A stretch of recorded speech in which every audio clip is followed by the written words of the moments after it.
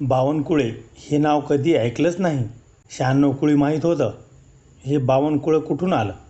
मराठा आंदोलक मनोज जरांगे पाटील यांनी केलेले हे विधान गेल्या काही दिवसापासून मनोज जरांगे पाटील विरुद्ध राज्याचे महसूल मंत्री चंद्रशेखर बावनकुळे हा आवाज चांगलाच पेटलाय. बावनकुळे कुणबी प्रमाणपत्र रद्द करायला सांगतात असा आरोप मनोज जरांगे पाटील यांनी केला. यावेळी त्यांनी बावनकुळेवर आक्रमक भाषेत टीका केली. जरांगे पाटील यांनी बावनकुळेवर वैयक्तिक टीका केली.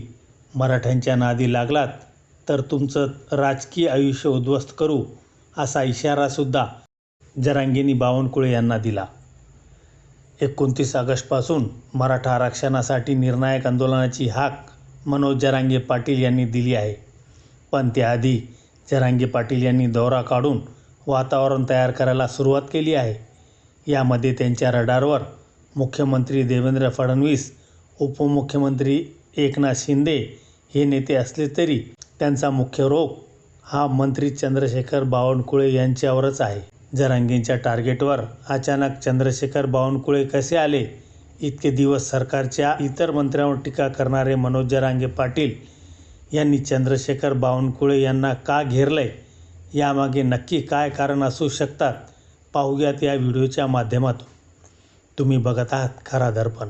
जरांगे पाटील आता पुन्हा आक्रमक व्हायला कारण ठरले ते कुणबी प्रमाणपत्र मिळालेल्या मराठवाड्यातल्या 4 महिलांचं जात प्रमाणपत्र अवैध ठरणं.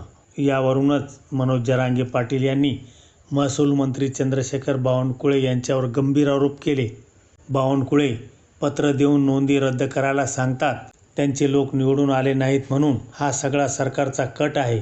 बावनकुळे ऑफ द रेकॉर्ड बोलतात. 15 लाख रुपयांसाठी नोंदी रद्द करायला लावतात. बावनकुळेंची नार्को टेस्ट करा. त्यांनी प्रमाणपत्र रद्द करायला नाही सांगितलं का हे विचारा. देवेंद्र फडणवीस, तुमचं आणि आमचं चांगलं चालू होतं, पण तुम्ही या बावनकुळेंना प्रमाणपत्र रद्द करायला लावताय. तुम्ही जर बावनकुळेंच्या हातात एवढे अधिकार देत असाल तर मी तुमचे 2029ला 15-20 आमदार पाडेल. तुम्ही आमच्याच हातात आहात असा इशारा जरांगे पाटील यांनी फडणवीस सरकारला दिलेला आहे. जरांगेंच्या या आरोपावर मंत्री चंद्रशेखर बावनकुळे यांनी सुद्धा प्रतिक्रिया दिली. जात पडताळणी विभागाच्या कार्यक्षेत्रात सरकारला हस्तक्षेप करण्याचा अधिकार नाही. तो कोणत्याही मंत्र्याला सुद्धा नाही. जात पडताळणी विभाग स्वतंत्रपणे काम करणारी अर्धन्यायिक यंत्रणा आहे. अर्धन्यायिक प्रक्रियेसारखे त्यांना निकाल करावे लागतात.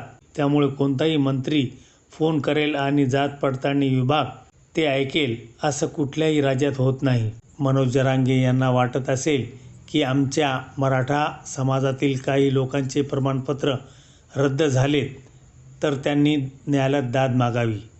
उच्च न्यायालयात त्यांना दिलासा मिळू शकतो असं बावनकुळे म्हणाले. पण या सगळ्यावरून वातावरण पेटलेलं असतानाच मनोज जरांगे पाटील यांनी 7 ऑगस्टपासून पश्चिम महाराष्ट्र दौऱ्याला सुरुवात केली. या दौऱ्यात पश्चिम महाराष्ट्रातल्या मराठा समाज बांधवांच्या प्रत्यक्ष भेटीगाठी ते घेत आहेत. त्यांच्याशी संवाद साधत आहेत. धाराशिव, सोलापूर, पंढरपूर इथे झालेल्या सभेत जरांगेंनी चंद्रशेखर बावनकुळेवर आक्रमकपणे टीका केली. जरांगेंनी बावनकुळेवर व्यंगात्मक टीका करताना त्यांची जीभ घसरल्याचं सुद्धा पाहायला मिळालं. आता यावेळी जरांगेंनी मुख्यमंत्री देवेंद्र फडणवीस आणि उपमुख्यमंत्री एकनाथ शिंदेंना सुद्धा टार्गेट केलं असलं तरी बावनकुळे मराठ्यांचं वाटोळे करतायत यावर जरांगे पाटील यांनी जास्त भर दिला आणि बावनकुळे जरांगेच्या हिटलिस्टवर आल्याचं पाहायला मिळालं. बावनकुळे जरांगे पाटील यांच्या रडारवर का आलेत त्याचीही काही कारणं सांगितली जात आहेत. आता जरांगे पाटील आपल्याला राजकारणाशी देणं घेणं नाही असं सांगत असले तरी जरांगे पाटील भाजपचे महायुतीचे आमदार पाडण्याची भाषा बोलतायत.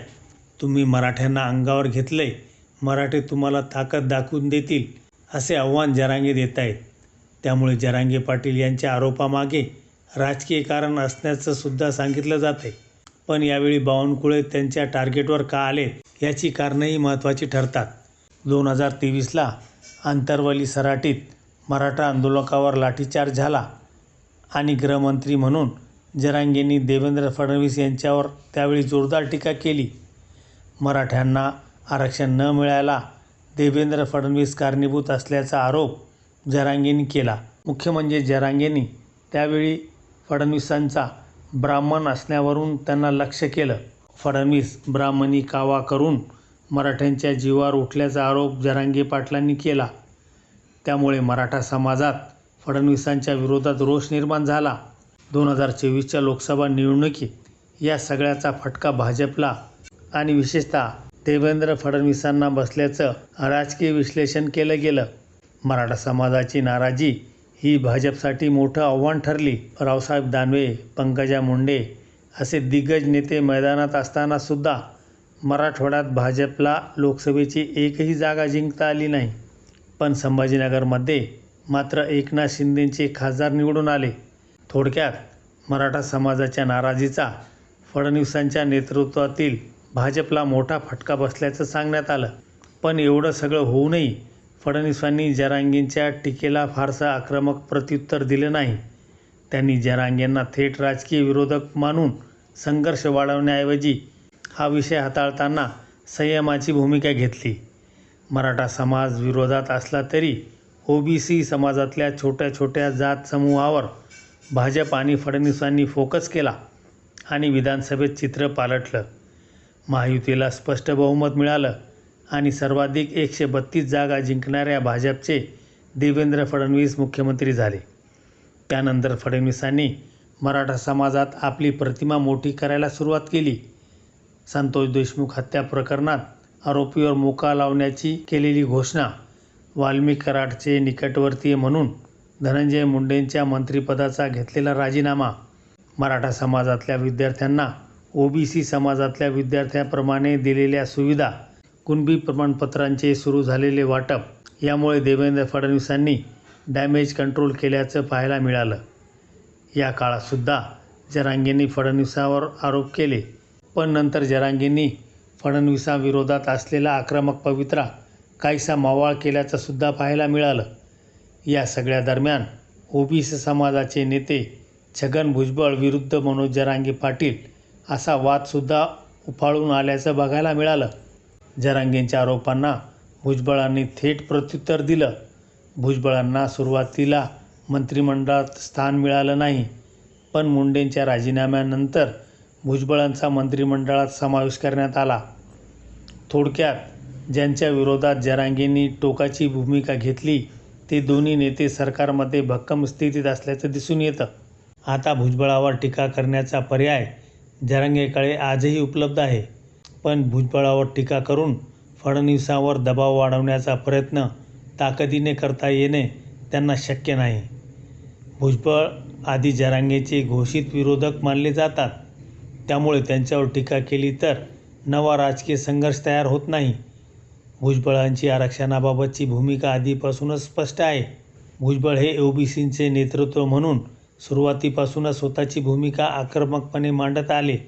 त्यामुळे जरांगे त्यांच्यावर टीका करतात तेव्हा भुजबळाकडे सुद्धा ओबीसी समाजाला एकत्र करण्यासाठी स्पष्ट राजकीय मुद्दा तयार होतो. म्हणजेच जरांगेंचा हल्ला उलट भुजबळांच्या फायद्याचा ठरू शकतो. त्यामुळे जरांगेंनी आता चंद्रशेखर बावनकुळे यांच्या रूपात नवा विरोधक आपल्या हिटलिस्टवर आणल्याचं म्हटलं जात आहे. तेली समाजातून येणारे बावनकुळे विदर्भात भाजपचं ओबीसी समाजाचं प्रबळ नेतृत्व मानले जाते. त्यामुळे ओबीसी विरुद्ध मराठा हा पारंपरिक संघर्ष कायम ठेवून सरकारला टार्गेट करणं जरांगेंना सोपं जात असल्याचं म्हटलं जात आहे. आता आधी भुजबळ असोत किंवा मुंडे असोत, जरांगेंनी ओबीसी समाजातून येणारे नेते मराठ्यांना त्यांचे हक्क मिळवून देत नसल्याचे आरोप केले होते. या नेत्यांनी मराठा विरुद्ध ओबीसी असा संघर्ष निर्माण केल्याचं सांगून जरांगेंनी मराठा समाजाला एकत्रित आणण्याचं काम केलं. पण आता भुजबळावर टीका करणं सोयीचं नाही. त्यात मुंडेंचं मंत्रिपद गेल्यामुळे सरकारमध्ये असलेले आणि भाजपच्या ओबीसी वोटबँकेशी थेट कनेक्ट असलेले नेते म्हणून चंद्रशेखर बावनकुळेंना टार्गेट करणं जरांगेंना सोपं जात असल्याचं म्हटलं जात आहे. ओबीसी समाजाचे नेते म्हणून बावनकुळे मराठा समाजाचे प्रमाणपत्र रद्द करत असल्याचा मुद्दा जरांगेंना आक्रमकपणे लावून धरता येतो. त्यामुळेच जरांगे पाटील यांनी आता आपला मोर्चा चंद्रशेखर बावनकुळे यांच्याकडे वळवल्याचं म्हटलं जातंय. यासोबतच मध्यंतरी देवेंद्र फडणवीस केंद्रात गेले तर चंद्रशेखर बावनकुळे हे महाराष्ट्राचे मुख्यमंत्री होऊ शकतात आणि त्यासाठी फडणवीस स्वतः शिफारस करतील असं राजकीय भाकीत खासदार संजय राऊत यांनी वर्तवलं होतं. आता यामागे महाराष्ट्रातल्या जातीय राजकारणाला बॅलन्स करण्याचं बोललं जाते. मराठा समाजाचे 2 उपमुख्यमंत्री सध्या राज्यात आहेत.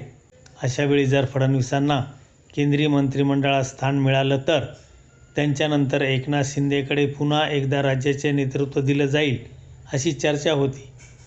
पण इथे शिवसेना पुन्हा एकदा थोरल्या भावाच्या भूमिकेत जाते. त्यामुळे ही चूक भाजप पुन्हा करणार नाही. अशावेळी जातीय समीकरणाचे संतुलन राखण्यासाठी ओबीसी नेते म्हणून चंद्रशेखर बावनकुळे हे नेतृत्वासाठी पुढे येऊ शकतात. त्यामुळेच जरांगे पाटील बावनकुळेंना सर्वाधिक टार्गेट करत असल्याचं बोललं जाते. जर बावनकुळे पुढे येत असतील तर मराठा समाज नाराज होईल. यामुळे भाजपला बॅकफूटला येणं भाग आहे. हेच गणित आखून जरांगेंनी आपला मोर्चा बावनकुळे यांच्याकडे वळवल्याचं म्हटलं जातंय. या सगळ्याबद्दल तुम्हाला काय वाटतं? मनोज जरांगे पाटील यांनी चंद्रशेखर बावनकुळे यांना आपल्या हिटलिस्टवर घेण्याची कारणं काय? यातून जरांगे पाटील नेमका कोणता राजकीय डाव साधताय?